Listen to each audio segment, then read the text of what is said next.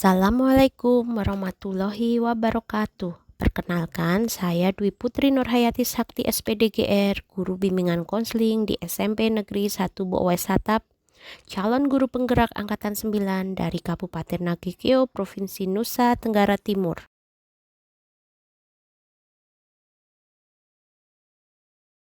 Dan pengalaman tentang budaya positif akan segera dimulai. Yang terhormat Bapak Kepala SMPN 1 Boowai Satap, yang terhormat Bapak Wakil Kepala Sekolah yang sempat hadir pada kesempatan ini, yang saya hormati rekan-rekan guru dan pegawai SMPN 1 Boowai Satap, yang saya hormati pula rekan-rekan calon guru penggerak Angkatan 9 dari SMPN 1 Boowai Satap. Selamat pagi dan salam sejahtera untuk kita semua.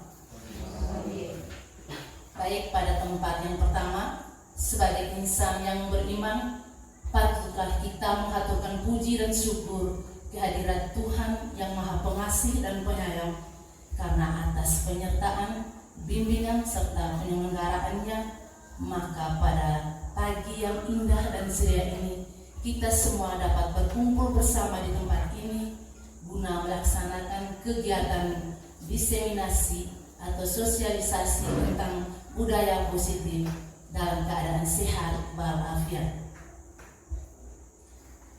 Pada tempat selanjutnya tentang konsep-konsep inti budaya positif, ya, secara garis besar konsep-konsep inti yang akan kami sampaikan ini. Di sini di SMP Satap ini kami ada 4 CGP. Jadi untuk tidak menyita banyak waktu, kami adakan kegiatan ini dalam 1 hari. Ya. Kegiatan ini, ya, untuk menyebarkan konsep-konsep inti budaya positif, kami langsung saja untuk mempersingkat waktu, saya langsung memberikan kesempatan Ibu Resti untuk memimpin kita dalam doa sebelum kegiatan kita berjalan. Ibu Resti, saya silakan.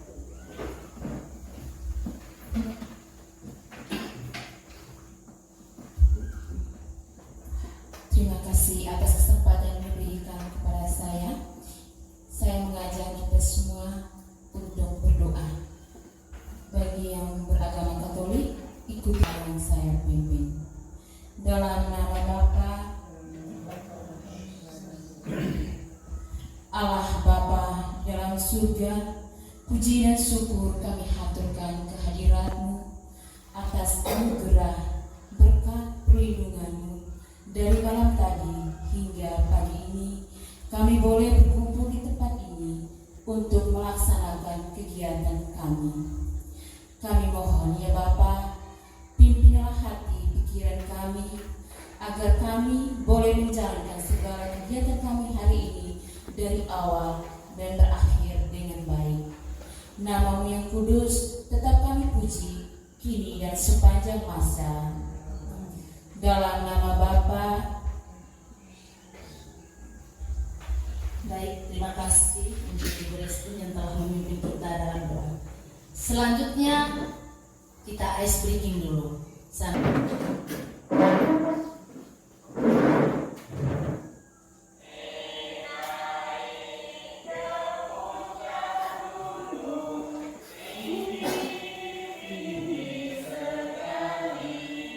Oke, terima kasih. Semoga ice breaking ini dapat meregangkan otot-otot kena capek sama semangat. Baik, langsung saja saya serahkan pada Ibu Dwi untuk memaparkan materi yang pertama. Pada Ibu Dwi, saya persilakan.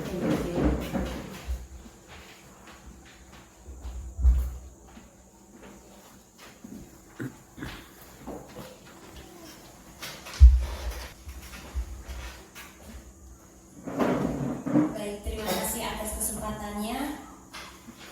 Saya ingin menyapa Bapak Ibu guru di sini. Bapak Ibu guru hebat, ya. Untuk yang pertama, kalau saya bilang selamat pagi, Ibu Bapak Ibu guru bilang pagi luar biasa, gitu ya.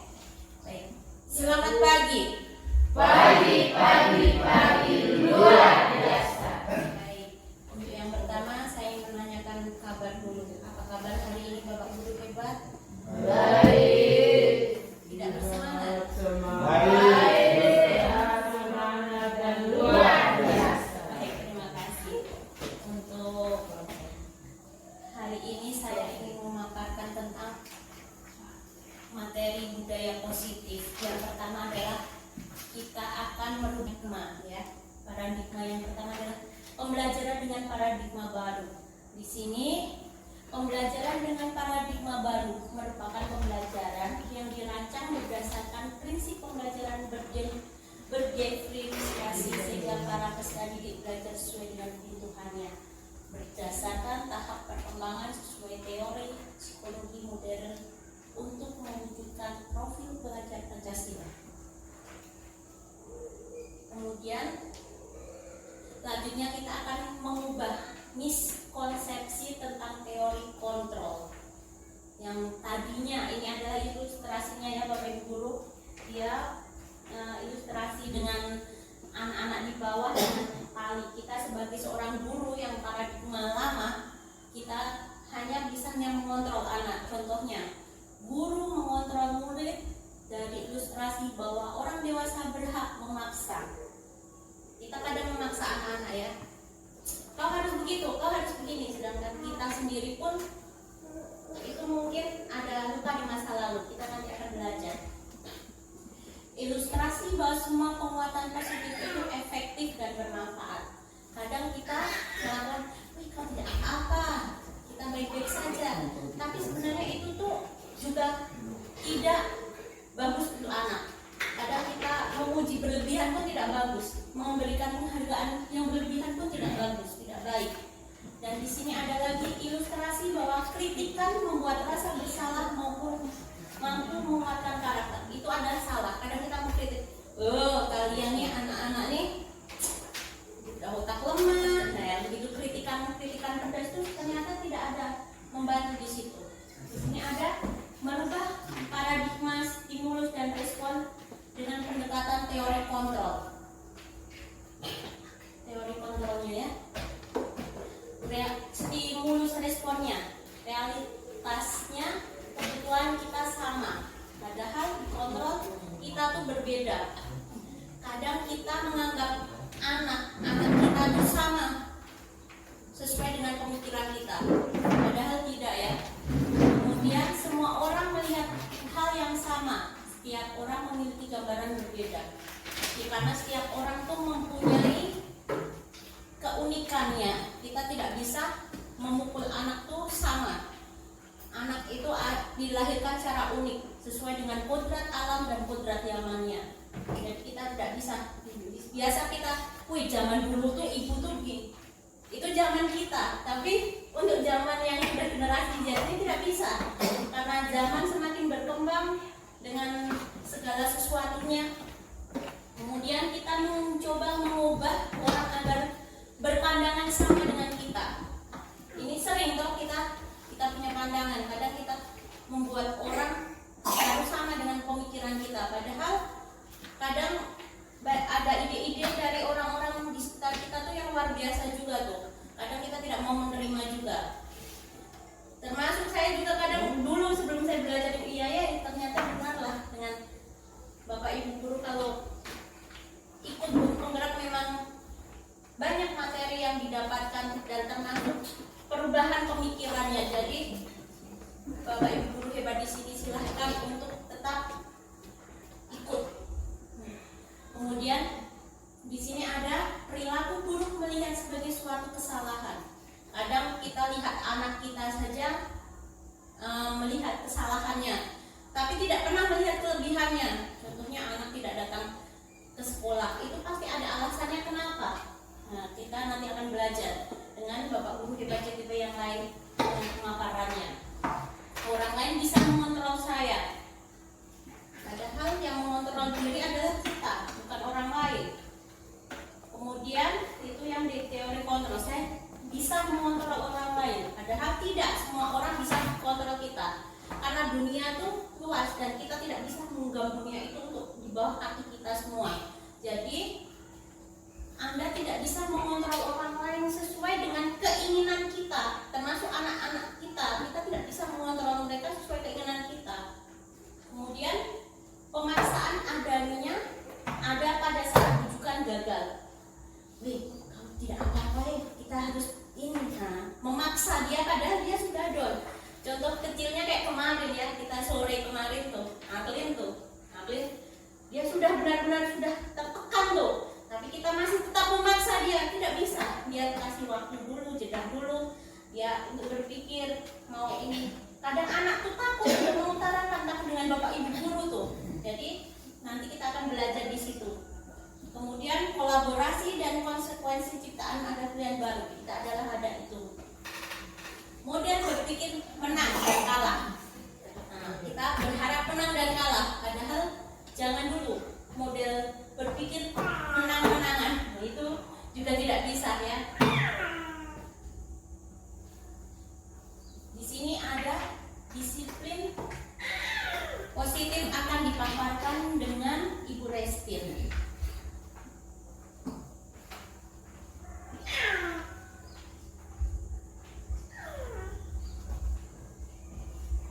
Masih semangat?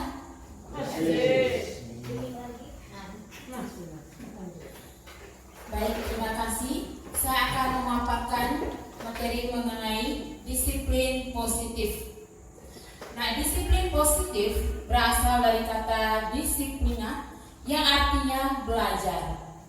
Disiplin mengacu pada disiplin diri yang memiliki tanggung jawab terhadap apa yang dilakukannya berdasarkan nilai-nilai keyakinan.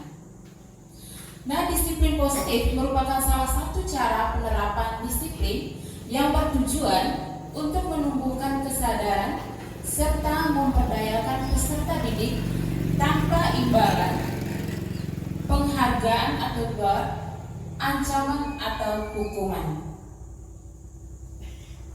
Nah, sebagai seorang pendidik, tujuan kita adalah menciptakan peserta didik yang memiliki disiplin diri yang positif sehingga mereka berperilaku mengacu kepada nilai-nilai kebajikan universal dan memiliki motivasi intrinsik dalam perubahan perilaku ke arah yang lebih baik. Jadi, Bapak Ibu, kalau omong mengenai disiplin positif, artinya tidak ada motivasi dari luar. Harus ada motivasi dari dalam diri kita atau dari dalam diri siswa, atau yang disebut dengan motivasi internal.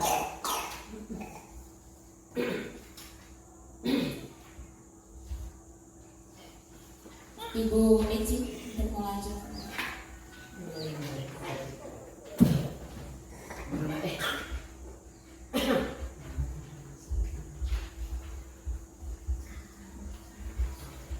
Baik, terima kasih. Selanjutnya saya akan memaparkan materi tentang nilai-nilai kebajikan universal. Nilai-nilai kebajikan merupakan nilai yang disepakati bersama terlepas dari suku, bangsa, agama, bahasa, dan golongan maupun latar belakangnya. Jadi di sini kita tidak membeda-bedakan sesama kita. Yang viralnya disebut SARA, ya, tidak ada perbedaan di antara kita. Nilai-nilai kebajikan itu ada dari 6 institusi atau organisasi. Yang pertama, profil pelajar Pancasila. Bapak Ibu pasti tahu ada 6 dimensi profil pelajar Pancasila. Bapak Ibu masih ingat? Apa saja dimensi profil pelajar Pancasila? Yang pertama, beriman dan bertakwa pada Tuhan Yang Maha Esa. Yang kedua, kreatif. Yang berikut, gotong royong, berkebinekaan global, bernalar kritis, mandiri. Iya, terima kasih. Ini profil pelajar Pancasila, ya. Kreatif, gotong royong, berkebinekaan global, mandiri, dan bernalar kritis, ya. Karena kita sudah menerapkan kurikulum merdeka, pasti kita sebagai guru sudah memahami tentang dimensi profil pelajar Pancasila. Lanjut.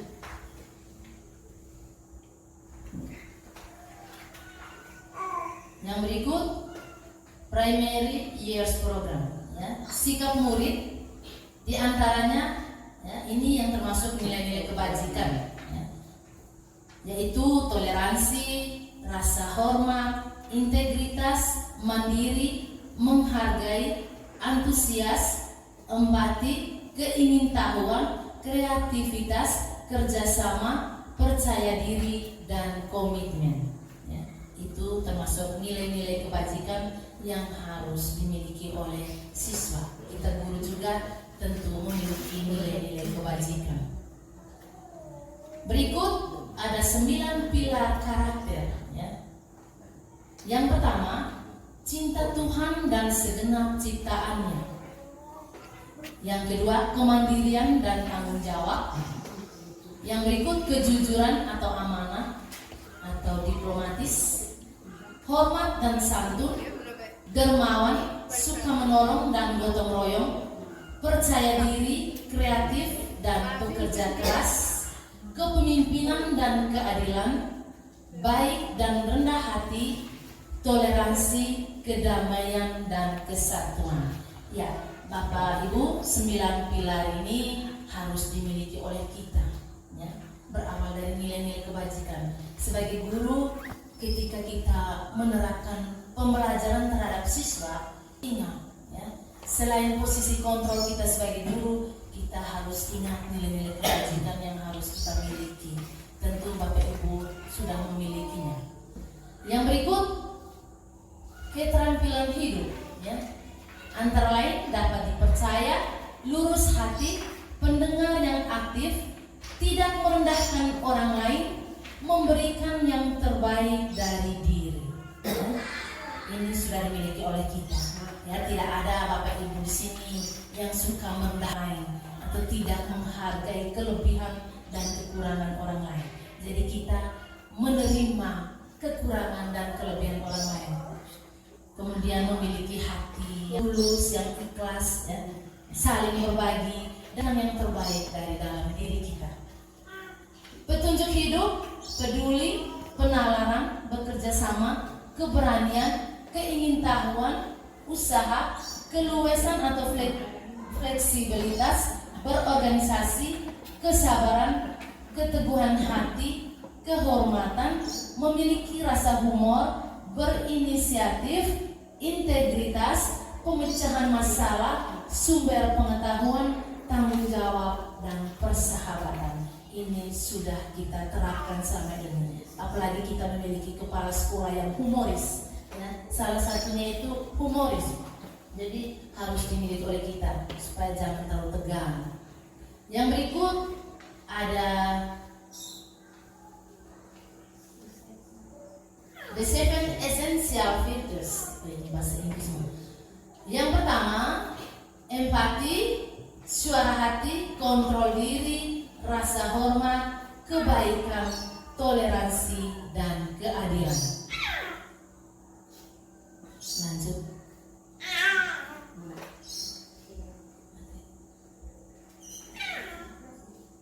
Ya, kita lanjut proyek nilai-nilai kebajikan. Yang pertama tentang peduli, poin-poin,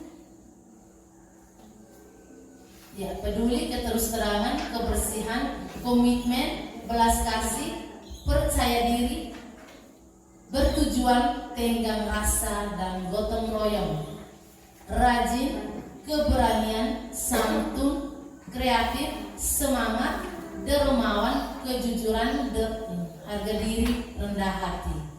Integritas, kebahagiaan, keadilan, baik hati, kesetiaan, berprinsip, bersahaja, keteraturan, kedamaian, dan keteguhan hati.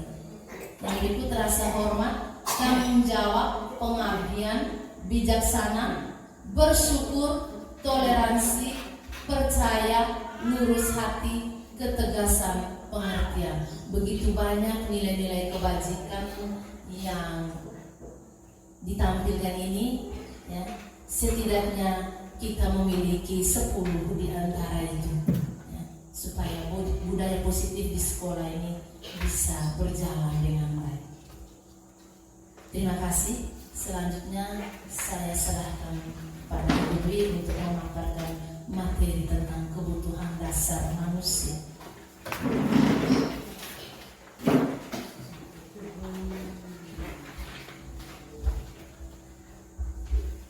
Baik, terima kasih atas kesempatannya. Masih semangat Bapak Ibu guru hebat? Baik, kita lanjut ya. Di sini ada kebutuhan dasar manusia. Kebutuhan dasar manusia adalah segala sesuatu yang kita lakukan untuk mendapatkan apa yang kita inginkan. Dari seluruh tindakan yang kita lakukan pasti memiliki tujuan tertentu. Dan semua usaha terbaik yang kita lakukan adalah dalam rangka agar kebutuhan dasar kita terpenuhi dengan baik. 5 kebutuhan dasar manusia adalah yang pertama bertahan hidup, kemudian kebebasan, ada kasih sayang dan rasa diterima, kesenangan dan penguasaan. Bertahan hidup adalah survival ya, kita bertahan hidup itu contohnya apa saja Bapak Ibu? Bapak Ibu makan pasti, makan, rumah, minum. Kemudian kasih sayang. Kasih sayang. Ini ada rasa diterima, diperdulikan, bekerja sama menjadi dalam kelompok. Nah, kemudian penguasaan, harga diri, keinginan untuk dianggap, memimpin, berprestasi, diakui dan didengar. Kebebasan, mandiri, memiliki pilihan mencoba yang baru, mampu mengendalikan arah dirinya, kesenangan, bermain humor, antusiasme, tertawa. Jadi 5 kebutuhan ini harus terpenuhi oleh kita dan anak-anak kita. Jika salah satu kebutuhan ini tidak terpenuhi, pasti ada salah satu perilaku yang akan nampak dan muncul. Contohnya dikasih sayang atau di bertahan hidup. Maka kita, anak-anak kita sarapan pagi saja jarang. Akhirnya mereka berperilaku ambil mangga di hutan.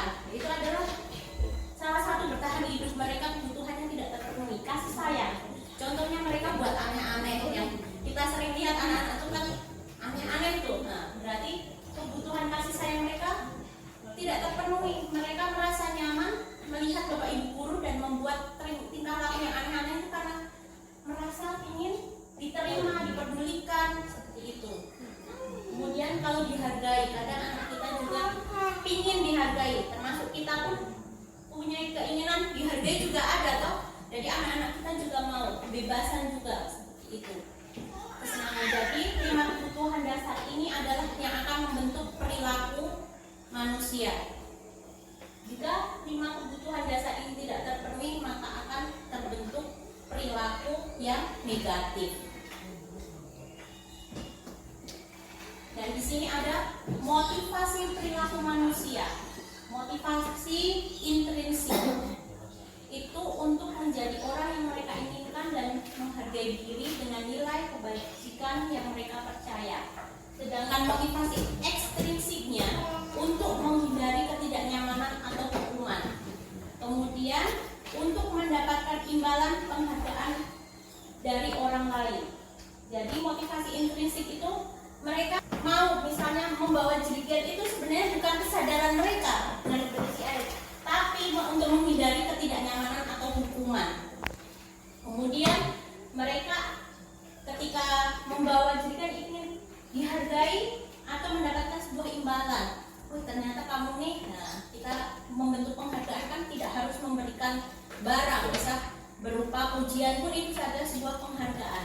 Itu adalah ekstrinsik, motivasi ekstrinsiknya.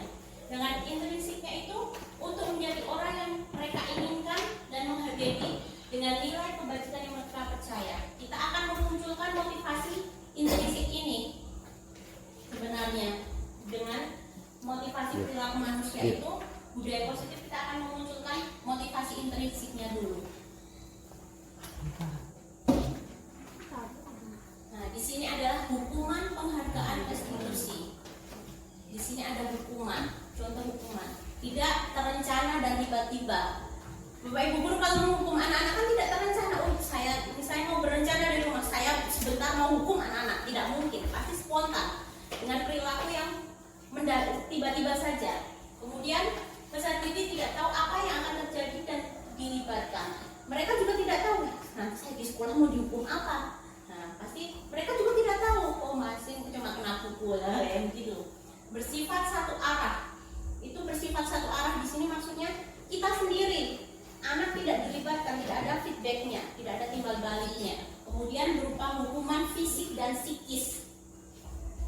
fisik pasti, pukul, cubit itu di fisik.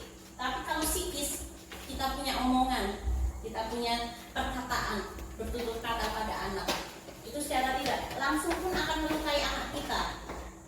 Kemudian konsekuensi, perencanaan atau disepakati sesuai peraturan. Di sini perencanaan yang disepakati. Misalnya contohnya, besok kau tidak bawa jerigen, kita mau dapat kena hukuman apa? Itu adalah konsekuensi, ada perencanaan. Besok saya bersih kamar WC misalnya begitu. Itu adalah sudah direncana sesuai peraturan.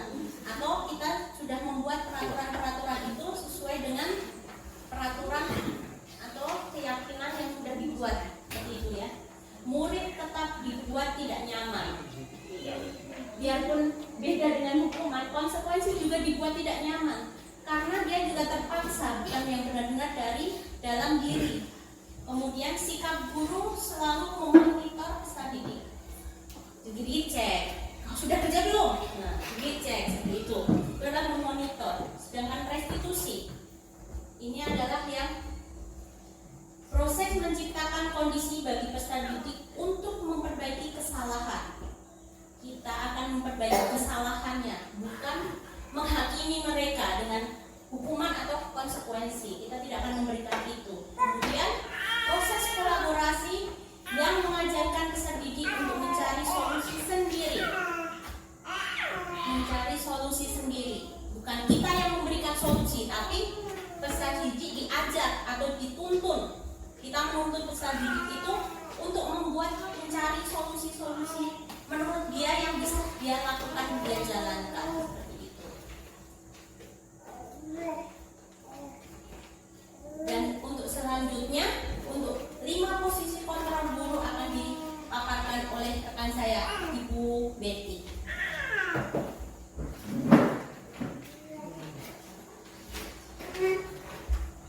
Oke, baik, terima kasih. Semangat pagi. Oke, kalau saya bilang semangat pagi, kalian bilang pagi. Semangat pagi. Pagi. Terima kasih, masih semangat ya. Sekarang kita sudah memperhatikan dari materi sebelumnya, kita sampai ke posisi kontrol guru. Jadi di posisi kontrol guru ini sebenarnya kita bicara dari awal tadi sampai dengan posisi kontrol guru ini adalah materi atau teori yang berkesinambungannya.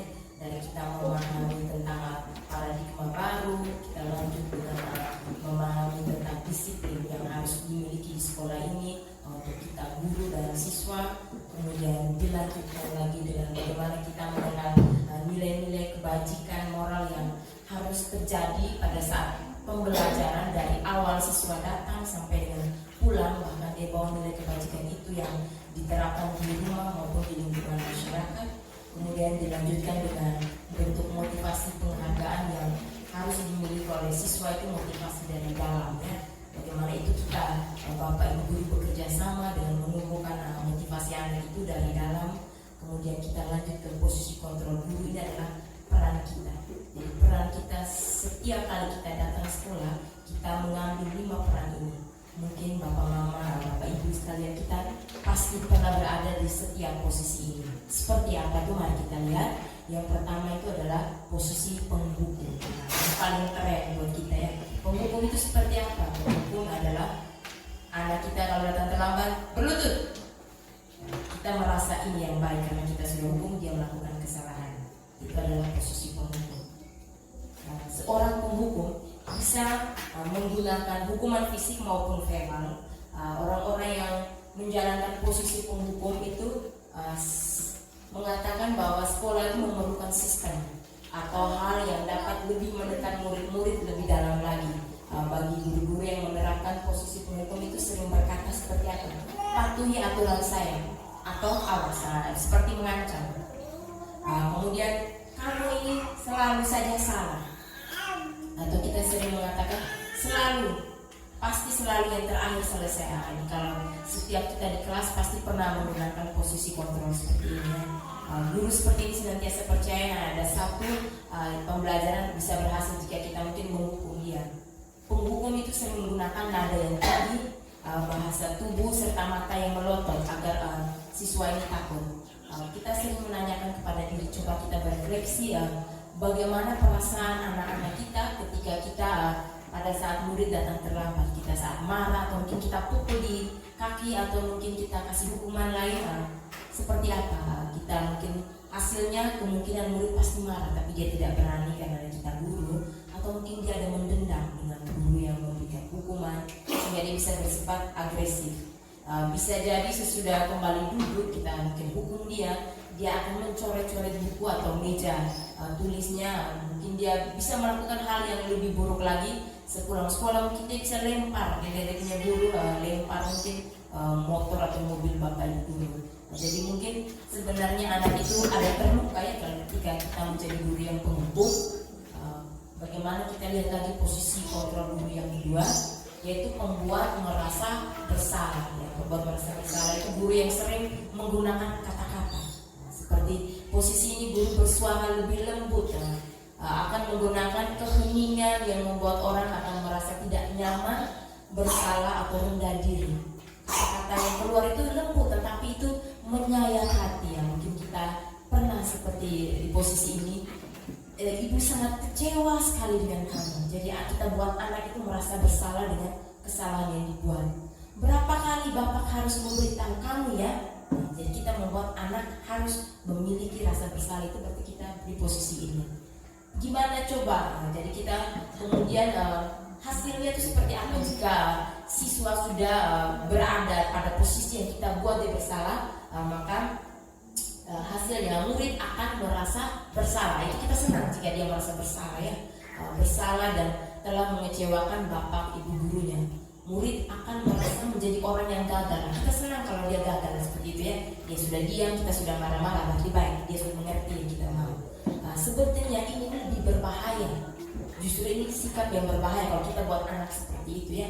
Dia secara emosi akan tertanam rapat di dalam hatinya, dia memiliki perasaan gagal. Namun dia tidak bisa ungkapkan itu. Gimana murid bisa menumpahkan amarahnya dengan cara negatif sebenarnya. Itu hasilnya, dan itu efek yang sangat tidak baik. Murid merasa tertekan, bahkan mungkin tiba-tiba bisa meletus amarahnya, dan dia mungkin bisa menyakiti orang lain. Kita marah dia, tapi mungkin dia tidak bisa melampiaskan amarahnya, dia bisa pukul temannya yang lain. Jadi itu ya, mungkin kita bisa refleksi posisi kontrol ini. Kita lanjut ke posisi yang berikut adalah guru sebagai teman. Ya, ini kita semua pasti mengalami seperti ini. Seperti apa itu guru ini? Dia tidak menyakiti anak muridnya, namun dia selalu mengontrol murid melalui persuasi. Posisi teman pada guru ini bisa negatif sebenarnya ya. Dia menjalin hubungan dengan murid, namun dia tidak membangun murid sebenarnya. Seperti yang sering dia katakan, ayo bantu demi bapak ya, ayo kamu kerja tugas ini supaya ibu senang ya. Ayo ingat tidak bantuan bapak selama ini, ingat tidak bantuan bapak selama ini. Ya sudah, kali ini tidak apa-apa, nanti ibu kamu bereskan ya. Jadi di sini guru tidak marah-marah dengan siswa, tetapi sebenarnya dia tidak membangun siswa di sini ya. Hasilnya seperti apa? Murid akan merasa senang ya, senang kalau tidak dipukul, tidak dimarahin. Ini termasuk dampak yang positif, dia menjalin keakraban dengan guru. Hanya saja di sisi negatif, murid menjadi tergantung sekali dengan guru. Dia tidak kerja PR, tidak apa biar nanti dan kali. Tapi sebenarnya itu tidak membangun guru ya, nanti membangun siswa. Jadi di sini dia biasa merasa bisa mengandalkan guru tersebut untuk membantunya. Akibat lain dari posisi teman adalah hanya akan berbuat sesuatu yang jika guru meminta atau menyuruh. Jadi di sini siswa tidak memiliki motivasi intrinsik ya. Dia hanya mau buat sesuatu yang baik kalau diminta gurunya. Oke, kita ke posisi yang berikut adalah guru sebagai pemantau. Ya, jadi di sini bagaimana kita mengenal posisi guru yang ini adalah memantau, berarti mengawasi. Ya, pada saat ini untuk mengawasi ya, kita ingin agar anak didik kita memiliki sikap yang bertanggung jawab dengan resiko dan konsekuensi. Sebagai seorang yang memiliki sikap memantau, yaitu contohnya seperti apa? Kita membimbing anak agar mengingat tentang peraturan sekolah atau tata tertib. Contohnya peraturannya apa? Jadi kita membimbing anak di sini Apa saja yang telah kamu lakukan ketika anak melakukan kesalahan? Kita memantau, kemudian kita mengajak anak untuk bisa berefleksi. Sanksi atau kondisinya seperti apa? Jadi ini bentuk contoh-contoh kalimatnya. Bagaimana perasaan murid ketika kita menjadi guru yang memantau?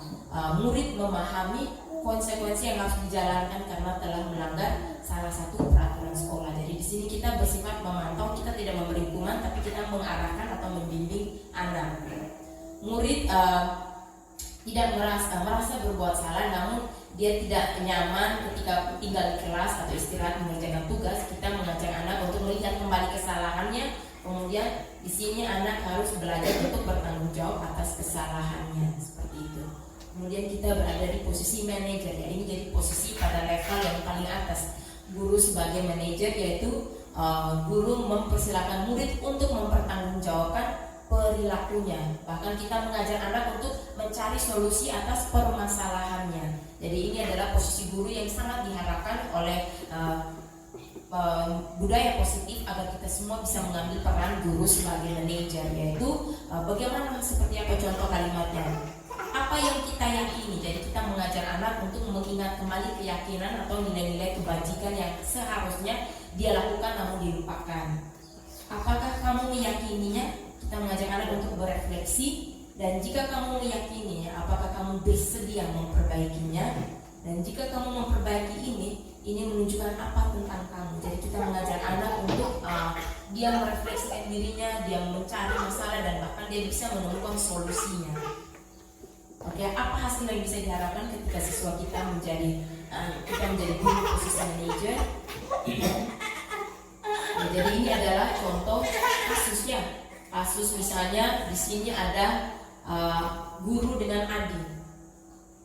Adi, apakah kamu mengetahui jam berapa sekolah dimulai? Ketika siswa kita terlambat, ya. Kita bisa melakukan posisi ini. Kita panggil siswa yang paling terlambat di sini, ya, Adi. Di sini dia bilang, tahu Pak, jam 7. Oke, kamu terlambat. Kira-kira bagaimana kamu memperbaiki masalah ini? Kita mengajak anak untuk berefleksi. Saya bisa menanyakan teman saya untuk mengerjakan tugas yang tertinggal, ya. Jadi di sini dia lupa tugasnya, ya. Itu bisa dilakukan. Apakah besok akan ada masalah jika kamu tidak ke sekolah? Tidak, yang bisa hadir tepat waktu, ya. Jadi di sini kita mengajak anak untuk juga bertanggung jawab atas perbuatannya. Baik, saya hargai usahamu untuk memperbaiki diri.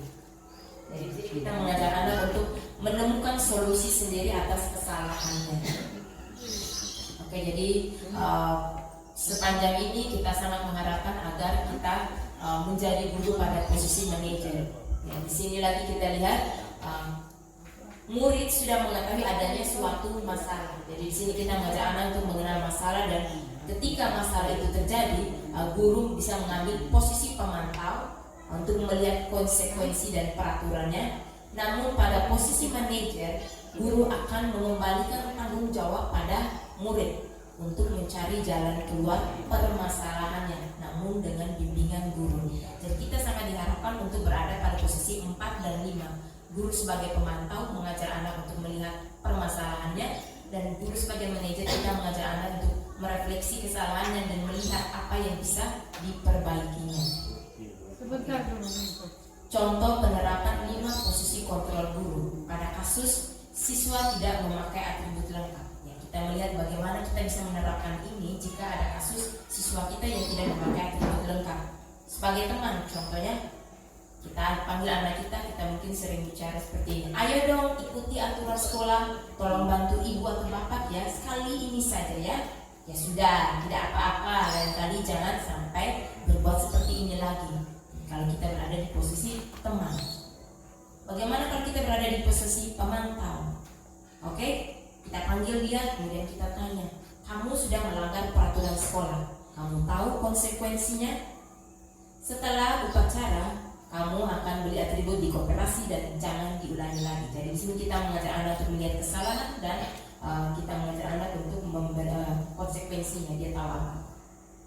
Contoh penerapan berikut, ada kasus siswa tidak memakai atribut sekolah. Apakah kamu tahu kesalahanmu?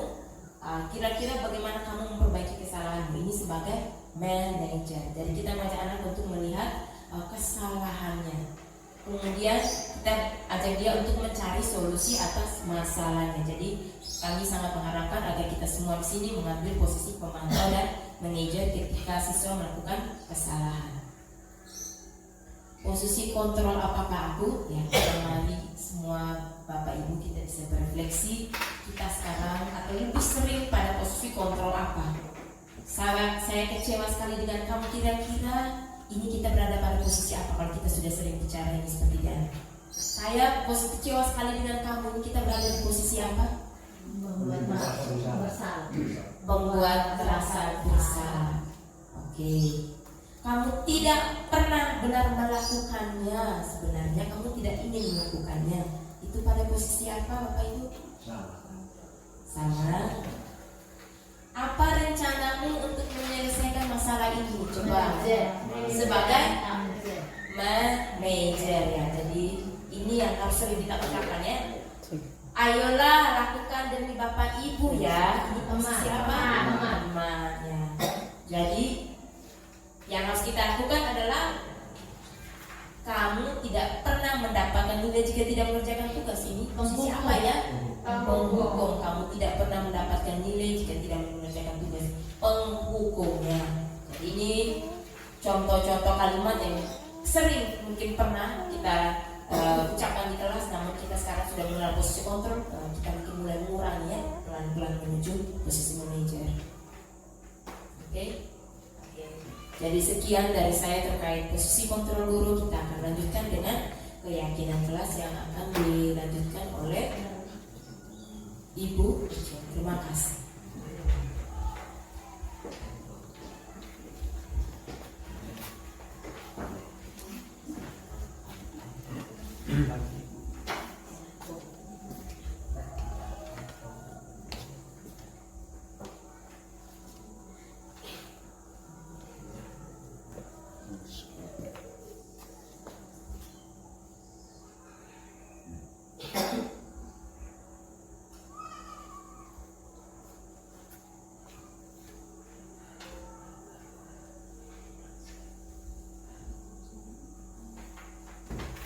Baik, terima kasih. Selanjutnya saya akan memaparkan materi tentang keyakinan kelas.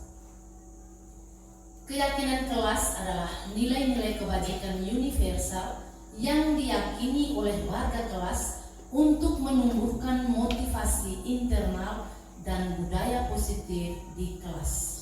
Jadi, Bapak Ibu, sebelum kita memulai pelajaran, masing-masing harus membuat keyakinan kelas. Ya, kalau ada keyakinan kelas, pasti suasana belajarnya itu aman dan nyaman. Keyakinan kelas merupakan aturan atau norma yang dibuat oleh guru dan siswa bersama-sama untuk menciptakan lingkungan belajar yang kondusif. Pernyataan keyakinan kelas senantiasa dibuat dalam bentuk positif dan hendaknya tidak terlalu banyak sehingga mudah diingat dan dipahami oleh semua warga kelas. Jadi Bapak Ibu, keyakinan kelas itu bukan hanya guru yang buat atau siswa yang buat, tapi kita buat secara bersama-sama di dalam kelas. Bukan hanya keyakinan kelas, kita juga harus punya keyakinan sekolah. Kalau keyakinan sekolah berarti dibuat oleh semua warga sekolah. Kalau keyakinan kelas berarti itu dibuat khusus di dalam kelas ya, pada saat kita melakukan pembelajaran di kelas. Wali kelas juga bisa buat keyakinan kelas ya, supaya itu konsisten, permanen ya, tapi perlu diganti. Misalnya 3 bulan sekali atau 1 semester diganti lagi keyakinan yang baru, atau setahun sekali, tergantung kesepakatan bersama. Jadi keyakinan kelas itu dibuat ya, yang pertama-tama itu berdasarkan peraturan yang diturunkan. Ada perbedaan peraturan dengan keyakinan. Kalau peraturan berarti aturan itu dibuat ya tanpa kesepakatan, langsung diturunkan. Misalnya kita punya peraturan sekolah ya, kita punya peraturan sekolah itu tanpa basa-basi, tanpa kesepakatan bersama rekan-rekan, langsung ada, oh peraturan sekolah yang pertama, semua siswa wajib menggunakan seragam sekolah. Misalnya dilarang merokok, dilarang menggunakan narkoba, itu diturunkan langsung. Jadi bisa saja dilanggar, bisa saja tidak. Kemudian dari peraturan kita turunkan lagi ke keyakinan. Peraturan itu menggunakan kalimat-kalimat negatif ya Bapak Ibu. Contoh peraturan tadi, dilarang membuang sampah sembarangan. Kemudian kalau keyakinan kelas dirubah lagi menjadi kalimat positif. Misalnya, buanglah sampah pada tempatnya. Ya. Yang berikut contoh lain, misalnya dilarang ribut di dalam kelas. Ya, keyakinan kelasnya itu jagalah ketenangan kelas, ya, dan sebagainya. Itu contoh ya dari peraturan yang menggunakan kalimat negatif kita turunkan ke kalimat positif, kita ubah menjadi kalimat positif. Kemudian dalam membuat keyakinan kelas kita harus tahu tentang nilai-nilai kebajikan universal. Ya. Misalnya tadi seperti di situ hadir tepat waktu. Kemudian tidak tampak seperti berarti terlambat. Itu contohnya. Kemudian yang berikut tampak seperti peduli dengan orang lain, tidak tampak seperti tidak menghargai orang lain. Kemudian ada tabel Y, terlihat, terdengar, dan berperilaku. Terlihat berarti yang bisa kita lihat, ya, yang terlihat. Misalnya dia tersenyum, ya, bersikap ramah terhadap sesama, selalu bertegur sapa dengan sesama. Terdengar, misalnya, selamat pagi Bu, permisi Bu, saya lewat. Maaf Bu, saya sudah melakukan kesalahan. Terima kasih Bu, ya, itu yang terdengar. Kemudian berperilaku, berarti tingkah laku yang dibuat, ya, misalnya selalu mengganggu teman, ya, atau menghargai orang lain dan sebagainya. Lanjut. Kemudian di sini ada perbedaan peraturan dan keyakinan kelas. Ya. Yang pertama, selalu kembalikan buku ke tempatnya. Kalau keyakinan kelas misalnya menyimpan buku pada tempatnya. Nilai kebajikan itu tanggung jawab. Yang kedua, dilarang mengganggu orang lain. Keyakinan kelas itu menghormati orang lain. Hadir di sekolah 15 menit sebelum pembelajaran dimulai. Keyakinan kelasnya itu menghormati orang lain atau berkomitmen. Dilarang melakukan kekerasan. Ya. Nilai kebajikan atau keyakinan kelas itu keselamatan, ya, menghormati orang lain. Dilarang menggunakan narkoba. Kemudian keyakinan kelas itu kesehatan. Bergantian atau menunggu giliran. Keyakinan kelas itu menghormati orang lain dan bersabar. Gunakan masker. Keyakinan kelas itu kesehatan dan keselamatan. Dan yang terakhir, jangan berlari di kelas atau koridor. Keyakinan kelas itu keselamatan dan keamanan. Yang berikut, ini keyakinan kelas yang saya buat bersama teman-teman, bersama siswa kelas 8A kemarin. Ya.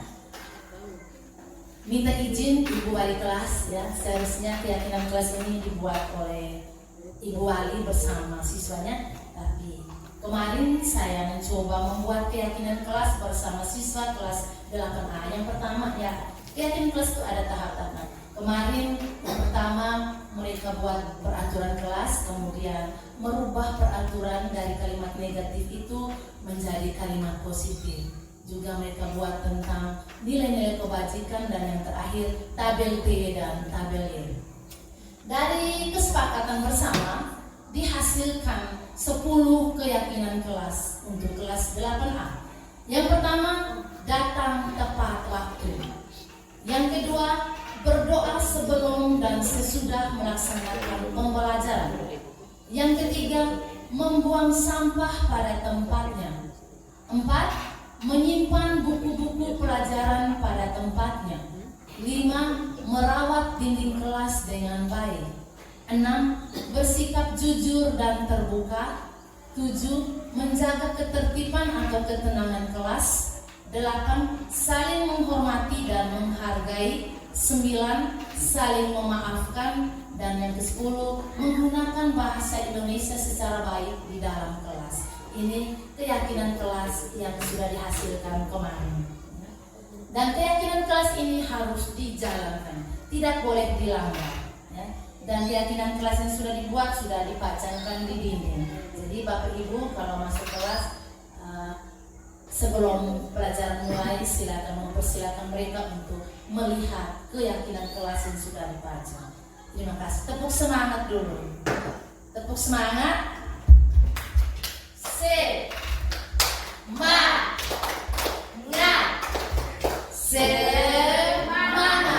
Iya, waktu selanjutnya saya serahkan ke Ibu Resti untuk memaparkan materi yang terakhir.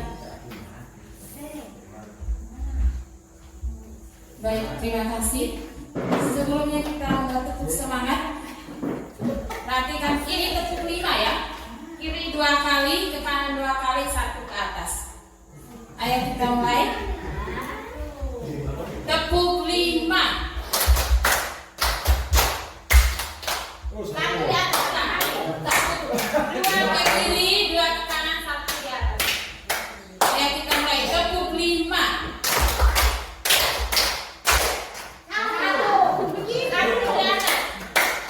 Ayo ulangi sekali lagi, ini belum konsentrasi. Ayo tepuk 5 mulai. Atas. Ya, terima kasih. Jadi saya akan memaparkan materi segitiga restitusi. Ini berkaitan dengan keyakinan kelas. Apabila keyakinan kelas dilanggar, kita akan menerapkan segitiga restitusi. Nah, segitiga restitusi itu proses menciptakan kondisi bagi murid untuk memperbaiki kesalahan mereka sehingga mereka kembali pada kelompok mereka dengan karakter yang lebih kuat. Nah, melalui segitiga restitusi, guru dapat membantu murid menjadi lebih memiliki tujuan disiplin positif serta memulihkan dirinya setelah berbuat salah.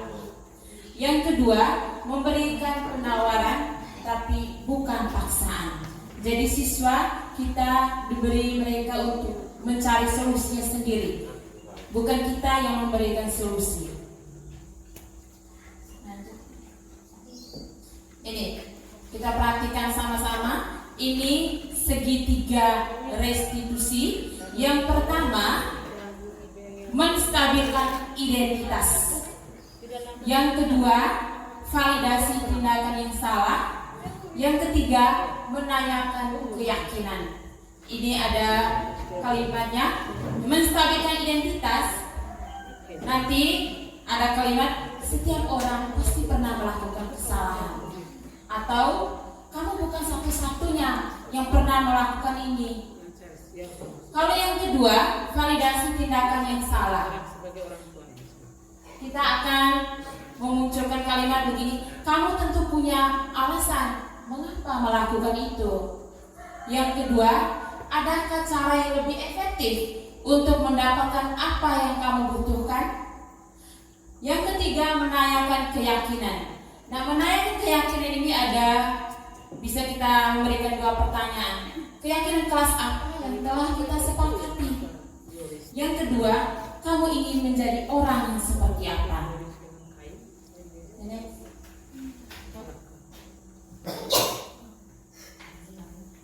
Oh sorry, ini agak gelap ya. Ini tahapan-tahapannya. Yang pertama, menstabilkan identitas. Nah, tahapan ini bertujuan untuk mengubah identitas anak dari yang gagal karena melakukan kesalahan menjadi orang yang sukses. Jadi anak yang melanggar peraturan ini karena sedang mencari perhatian. Contoh, kalau anak yang ribut di dalam kelas, mungkin ada kebutuhan yang belum terpenuhi. Ini ada pertanyaan. Ini nanti kita melakukan segitiga restitusi itu. Nanti ada muncul kata ini, berbuat salah itu tidak apa-apa. Atau yang kedua, tidak ada manusia yang sempurna. Yang ketiga, saya juga pernah melakukan kesalahan seperti itu. Yang keempat, kita bisa menyelesaikan ini. Yang kelima, bapak atau ibu tidak tertarik mencari siapa yang salah, tapi bapak ingin mencari solusi dari permasalahan ini. Yang berikut, kamu berhak merasa begitu. Itu kalimat-kalimat di dalam menstabilkan identitas. Yang kedua, tahapan yang kedua, validasi tindakan yang salah. Nah, tahapan ini bertujuan untuk memenuhi kebutuhan dasar. Tadi beberapa rekan sudah menjelaskan contoh siswa mungkin yang sering memetik mangga di belakang. Itu kebutuhan dasar apa kira-kira Bapak Ibu yang belum terpenuhi? Kebutuhan apa? Bertahan hidup ya. Itu kebutuhan bertahan hidup. Jadi menurut dari kontrol, semua tindakan manusia, baik atau buruk, pasti memiliki maksud atau tujuan tertentu. Ini pada tahap segitiga restitusi, nanti kita akan memunculkan pertanyaan. Padahal kamu bisa melakukan yang lebih buruk dari ini ya. Contoh anak yang berkelahi ya. Contoh yang kedua, kamu pasti punya alasan mengapa melakukan hal itu. Yang ketiga, kamu patut bangga pada dirimu sendiri karena kamu telah melindungi sesuatu yang lebih penting buatmu. Tahap yang ketiga, menanyakan keyakinan. Ini menanyakan keyakinan kelas. Teori kontrol ini menyatakan bahwa kita pada dasarnya termotivasi secara internal. Jadi motivasi dari dalam diri siswa, bukan dari guru atau dari orang lain. Nanti kita menanyakan kepada siswa apa yang kita percaya sebagai kelas atau keluarga, atau apa nilai-nilai umum yang telah kita sepakati, atau yang keyakinan kelas apa yang kita telah sepakati. Yang ketiga, apa bayangan kita tentang kelas yang ideal. Yang keempat, kamu mau jadi orang yang seperti apa. Itu beberapa kalimat yang akan kita tanyakan kepada siswa. Ini contoh kasus. Ini ibu minta ini satu dari rekan-rekan bisa membacakan. Ini belum baca kasus yang ada kita.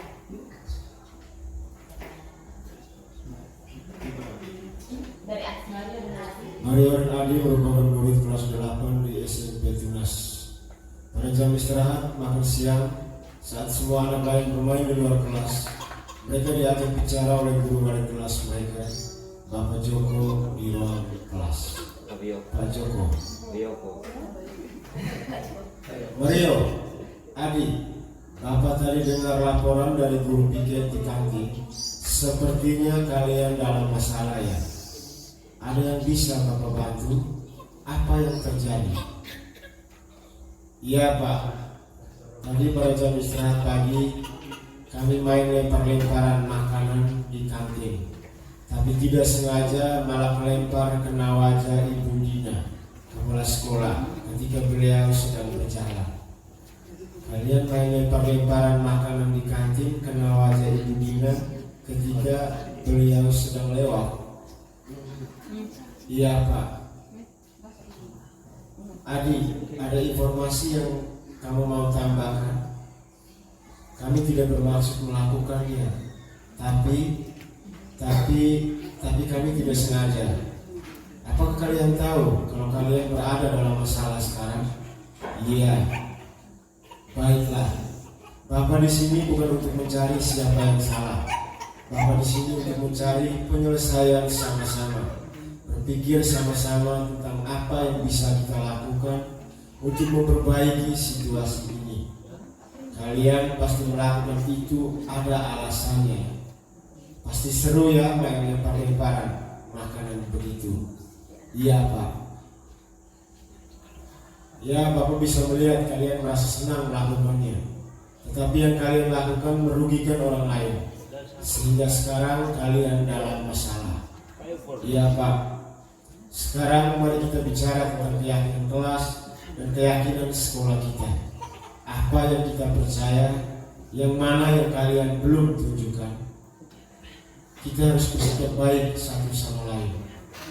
menghormati orang lain, dan menghormati diri sendiri. Kalian berdua ingat dengan baik keyakinan kelas kita. Kita kembali pada ketika kalian main lempar-lemparan makanan dan mengenai Ibu Dina. Apakah ketika kalian melakukan itu, kalian menghormati orang lain dan lingkungan? Tidak. Tapi kalian mendapatkan rasa senang. Menurut Bapak, ada cara untuk mendapatkan rasa senang tanpa merugikan orang lain. Bagaimana menurut kalian? Iya, Pak.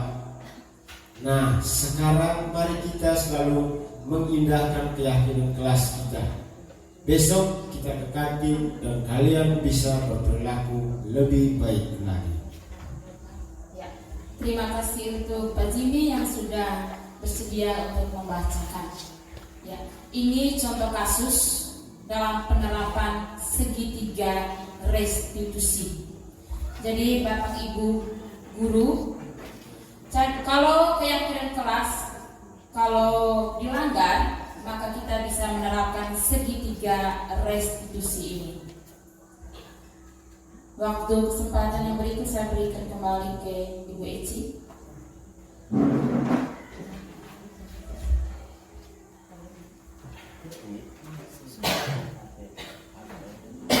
Baik, terima kasih.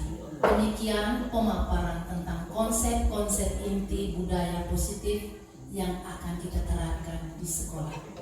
Karena di sekolah ini perlu diterapkan budaya positif agar terciptanya disiplin positif dan terciptanya lingkungan belajar yang aman, nyaman, dan kondusif. Sebelum saya menutup kegiatan ini, saya perlu bertanya kepada Bapak Ibu ya sebagai refleksi, karena dalam setiap kegiatan Bapak Ibu juga dalam kegiatan pembelajaran di kelas pasti berakhir dengan evaluasi atau refleksi untuk kita semua. Ya, semoga apa yang sudah Bapak paparkan tadi dapat bermanfaat bagi kita semua sebagai guru maupun tenaga kependidikan atau pegawai dalam menerapkan disiplin positif di sekolah. Mari kita bangun kolaborasi secara bersama-sama agar terwujudnya budaya positif di sekolah. Baik, sebelum kita dengan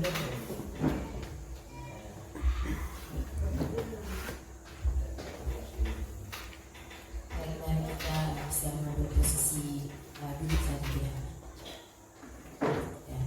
Mari kita siapkan hati, kiranya apa yang kita dapat hari ini kita bisa bawa dan terapkan kita sebagai suatu perubahan. Dalam nama Bapa, Tuhan Allah Tritunggal Maha Kudus, kami mengucap syukur atas peristiwa yang terjadi hari ini. Engkau berikan kami suatu perubahan baru dalam hidup kami. Tuntunlah kami dengan Roh Kudus-Mu agar kami bisa menjalankan profesi kami dengan baik nanti setelah menerima paradigma baru ini. Bantu dan tuntun kami agar bisa menerapkan bersama dengan anak murid serta didik kami. Kiranya semua boleh berjalan menuju yang lebih baik demi kemuliaan nama-Mu kini dan sepanjang masa. Amin. Dalam nama Bapa dan Roh Kudus. Selamat pagi, terima kasih.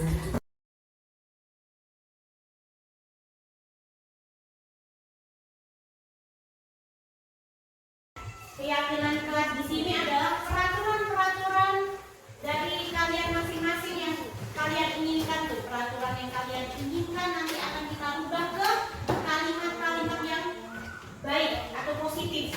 Nah, jadi ibu minta di kalian di kalian ibu minta yang ada di kelas ini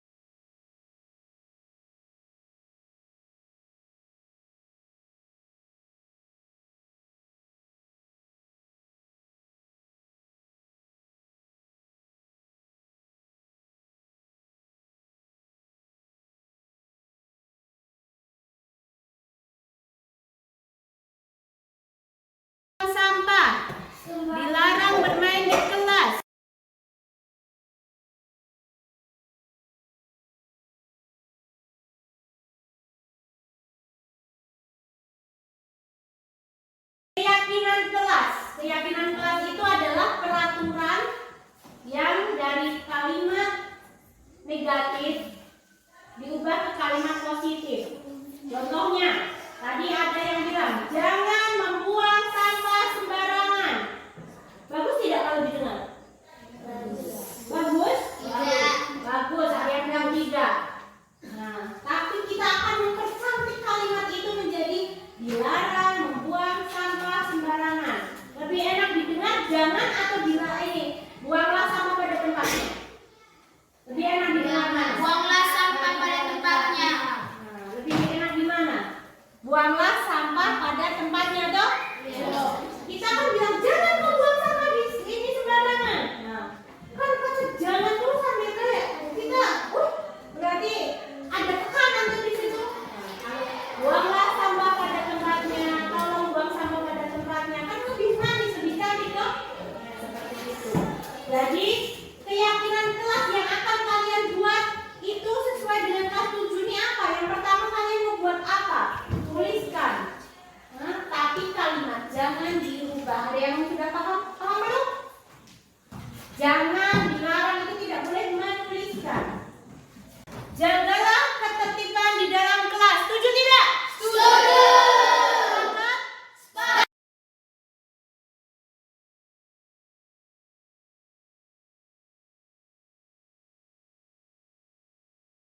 Kita buat sudah jadi. Yang pertama datang tepat waktu. Kemudian selanjutnya buanglah sampah pada tempatnya. Tidak ada tempat sampah ya.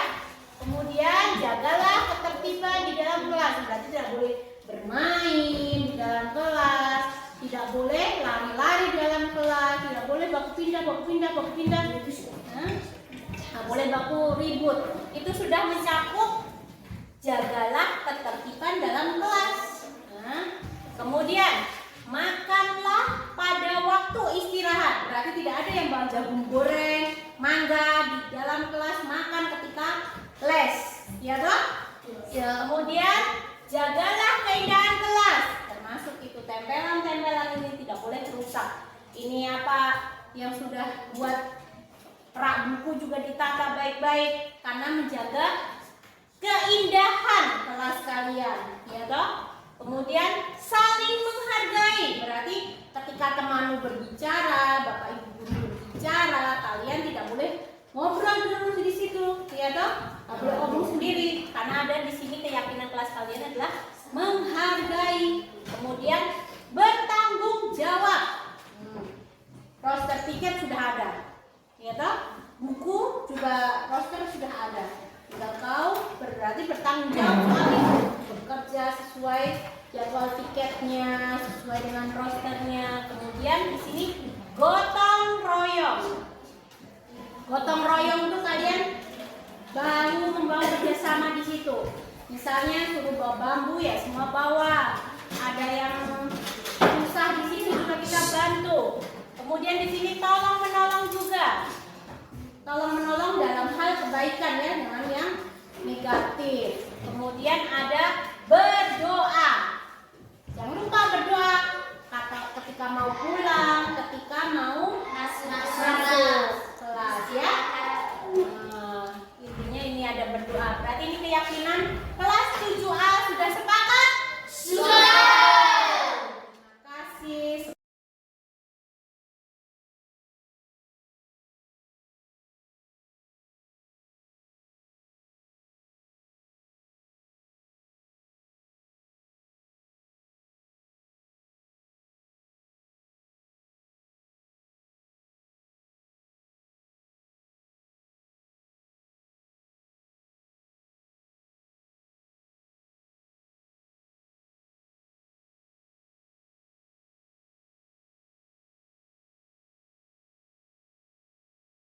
Salam sejahtera bagi kita semua.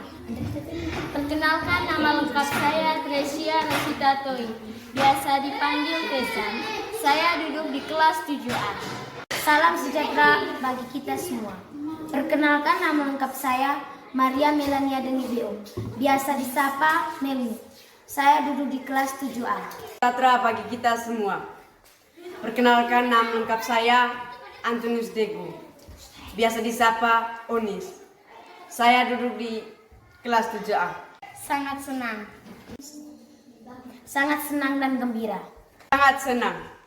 Ya, sangat penting. Ya, sangatlah penting. Sangat penting.